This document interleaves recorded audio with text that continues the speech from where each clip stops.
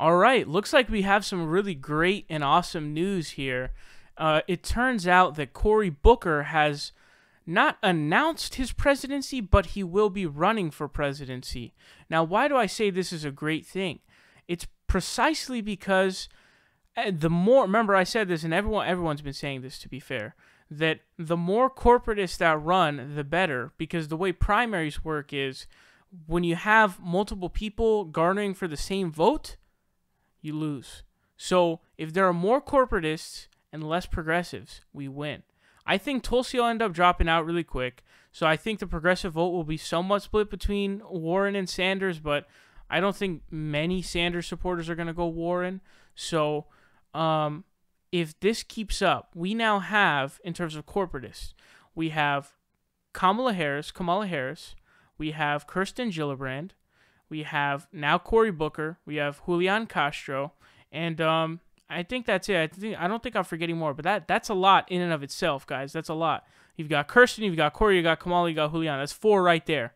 Four right there. You've got two progressives in Bernie and Warren. Now, I think that Tulsi's going to drop out early because I don't think she'll run against Bernie, and B, I don't think she'll have enough steam to, usually by the time the first primary hits, they're usually out, or if they somehow make it past that, by Super Tuesday, it's a wrap. But anyways, if Bernie and Warren are the only progressives, I think that's good. And the more of these corporatists that keep coming out, come on, let's go. Let's get more of these guys in, man. Let's get them. Come on, keep on going. I can't think of more ideas of people who would run, but I'm sure they'll come out. So the Hill article says Booker tells lawmakers he is running for president and seeks their support. Here's what the article says. Senator Cory Booker on Thursday began calling members of Congress, informing them he is running for president and is quietly making overtures to members for support, 3 congressional sources told The Hill. Quote, "Yes, he is reaching out to members for their support," said a former Democratic aide with direct knowledge of Booker's intentions. He's going to do it during Black History Month, which starts on Friday. I don't know if it's going to be tomorrow. I just know it's going to be soon. It says, among those who received the call Thursday were senior members of the Congressional Black Caucus, of which Booker is a member. So let me also give you some information about something else really crucial to this situation. I was just reading an article yesterday about how there were a bunch of people in the Congressional Black Caucus who who refused to currently endorse Kamala Harris. And so now that Cory is also running, that splits it among them. And I think that's the reason why those CBC members didn't want to endorse, because I think they like Cory better. I think they like him better, so I think they'll go for him. Now, Cory sucks massively. I don't think it's possible for someone's record to be as horrible as Kamala Harris. I don't even know if Hillary's is bad. That's a debatable issue. But he's going to announce during Black History Month. I mean, it's not as bad as Kamala announcing on MLK Day, because that one is just holy fuck. But this is still kind of cringy. But this could end up being good for Bernie, because recall that, and now I think the primary schedule has changed a little bit, because I know the Cali one got moved up a lot, which is really dope, because that means my vote actually counts for once. But recall that the southern states go first, which a lot of those states, the Democratic membership is often a majority black or heavy amount. So like I think in South Carolina the previous time around, I think in the Democratic primary, a majority of the voters were black. So assuming that the black supporters of someone like Kamala or Cory split, while the black supporters of Bernie, sort of stay together, that could also be beneficial in that case too.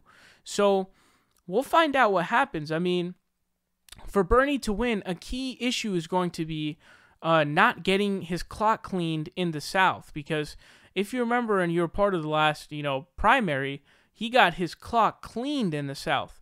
And so if he can prevent that and he can take like some steady wins, after Iowa and New Hampshire hit, and then after Iowa and New Hampshire, a bunch of, a ton of southern states go. So if he can survive that, and if the African-American support for Bernie Sanders is strong, he can definitely win.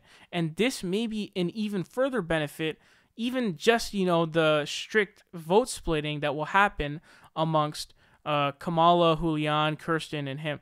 To be fair, I really, really hope that Kirsten and Julian don't have too little to make it to Super Tuesday or even the first primary. I hope that they have enough to qualify for then and that they don't drop out, because then we lose out on vote splitting. You see what I'm saying? So overall, really good news. I'm really glad Cory Booker is running. I don't support Cory Booker for president, not even close, especially because we as Bernie supporters have a very bad taste in our mouth. Because remember, the amendment that Bernie Sanders had put in place on a bill, he had an amendment on a bill that would allow drugs to be imported from places like Canada because they pay like 1/3 the amount that we pay for prescription drugs. So, and John McCain and Ted fucking Slimebag Cruz, who everyone hates. Literally everyone hates Ted Cruz. Everyone. Every single person hates Ted Cruz. Even they voted for it. And Cory Booker voted against it. And then you go to Open Secrets and you look at his pharmaceutical industry donations. You're like, whoa, gee, I wonder why you voted against that. So fuck Cory Booker. I'm not voting for his bitch ass. I'm just glad because more vote splitting. I will take that shit any day.